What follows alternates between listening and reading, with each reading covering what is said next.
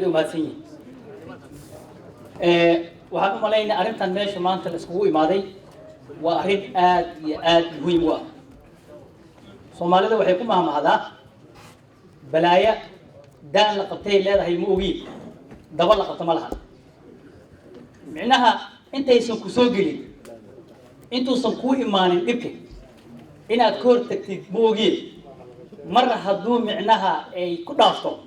يعني نوانيك كنا عمل هذا لا حدا كنا قلنا هذا وحنسوق قبل سنت وكوكي زما وي تيجي فقلت إن ما يهو رجالي صديق أنا هاي أرين كان ماشي جوبتو أن ما أنت كهالينو وأرين حساسي وأرين أباهن إنت لابا دق إلى قطع هاي لي أرين ما هذا يصير كسودان هدان هذا وحبل لقى قوانين وحي جاري دون تاهير معناها مساجدها حتى لوسو تكون وين صومر تجارس صومه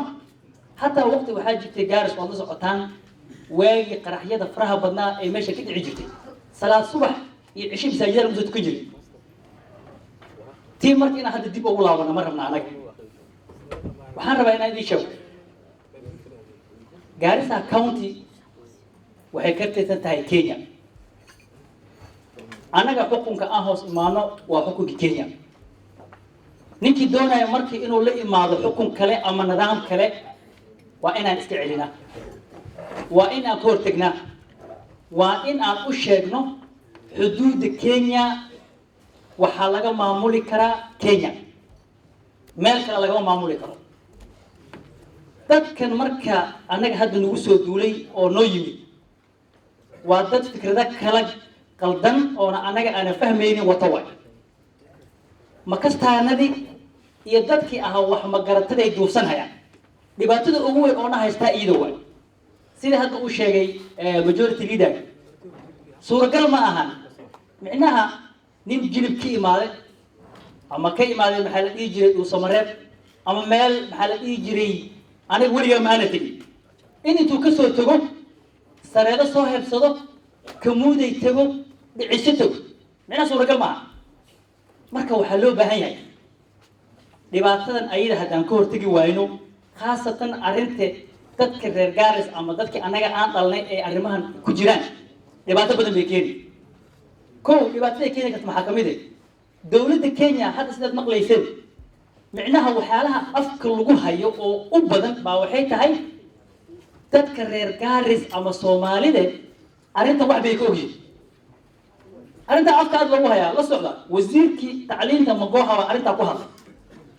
وزيرك نبتجلده متيانجي بقى أنت أقوها مدحوينها مباشرة مركو جوجا أنت إيه عرفوا مري أنت اللي ليه مركا وهيسالك قوها يسا كنتربان وحلا بها مجاند وحنقول ملايني كينيا ملك سوق يقولها السودان بيك سوق شاء على الجوي واركتين محلها أمين تنزانيا ملو بيك إماتا waxaan idin sheegi marka waa hada digniinta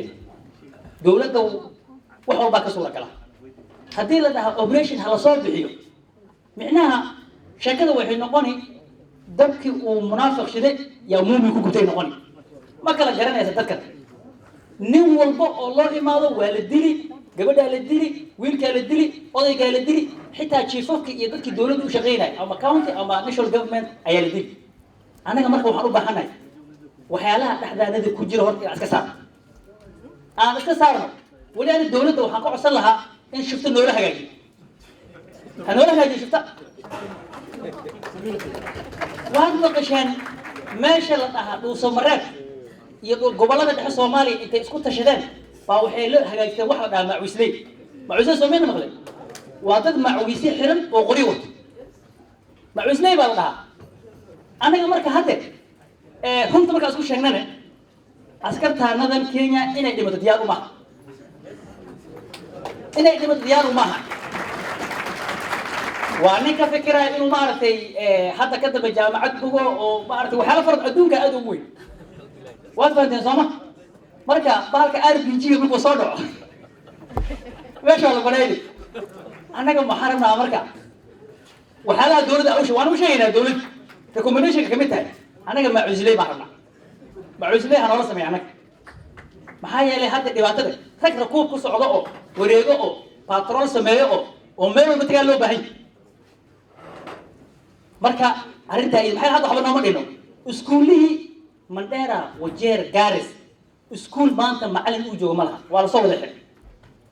isbitaalada waa la soo xidhay maxaa ku xigaa marka dambe police station in la xiro ninkii ammaanka ilaalinaya askariga police station hadii la xiro Kenyada hoosana anaga hadda uma gudbi karno dadka waxay ka caban hayaan Soomaali baa dhulkii la wareegtay Soomaali baa ganacsi la wareegtay marka hadda meel na qaadi karta anaga oo hoos nooga banaan Kenyada hoos ma laha meeshan marka waa inaan difaacno waa in dalka aan hal dhiijire dadka waxyaalaha fikradda qaldan laga dhaadhicinayo waa inaan u sheegno culimada dhammaan odayaasha siyaasiyiinta wax walba arrintaa marka waxaan rabaa inaan halka ku soo koobo waxaan kaloo idinka aan iloobe oo inaan ku daro oo arrimaha xasaasiga يعني دستورك مركي لا فيري سببه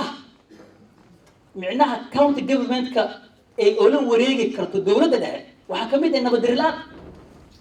majority uu joogana idakii sharci garanay waxa kamid ah haday noqoto meesha ungovernable wax la dhaho oo dawladda micnaha la wadi waayo dhibaato iyo qarax inuu ka dhaco waxa la dhihi karaa Garis iyo Mandera iyo Wajeer ala laabo dhaqaalahoodii waxa ka xukumeynaa Nairobi Soomaalidu waa arrinta ayde marka waxaan yaala yaraysan arrintan waa arrin halis yaala yaraysan finally I just want to say one word in English that what we are facing is a